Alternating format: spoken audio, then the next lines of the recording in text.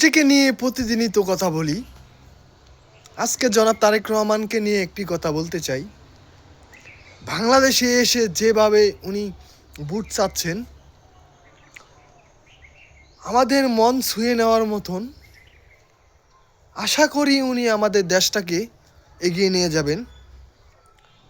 অবশ্যই একটা মানুষকে নতুন করে বিশ্বাস তো করাই যায়। চেষ্টা করব আমরা সকলে মিলে ওনাকে ভোট দিয়ে জয়যুক্ত করার জন্য। বাংলাদেশে মহিলা নেতৃত্ব অনেক বছরই দেখেছি। এবার নয় আমরা বেগম তারেক জিয়ার দুঃখিত বেগম খালেদা জিয়ার সন্তান তারেক জিয়াকে অবশ্যই আমরা দেখতে চাই। আপনাদের কাছে একটাই কথা, আপনারা সকলে ভোট দিয়ে জয়যুক্ত করবেন জনাব তারেক রহমানকে।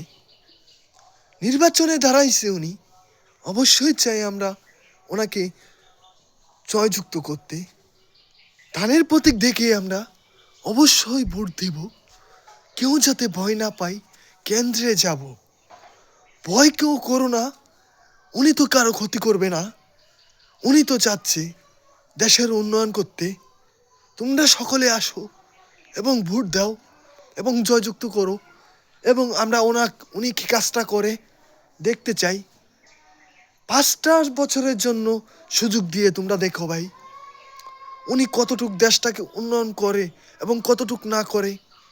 যদি নাই করতে পারে তবে তো আবারও তোমরা কখনো ভোট দিবে না রে ভাই। যদি উনি উন্নয়ন করে, যদি দেখো দেশের ভালো করতেছে, তবে তো অবশ্যই অবশ্যই যাবে ভোট দিতে এবং ভোট দেওয়ার জন্য মানুষকে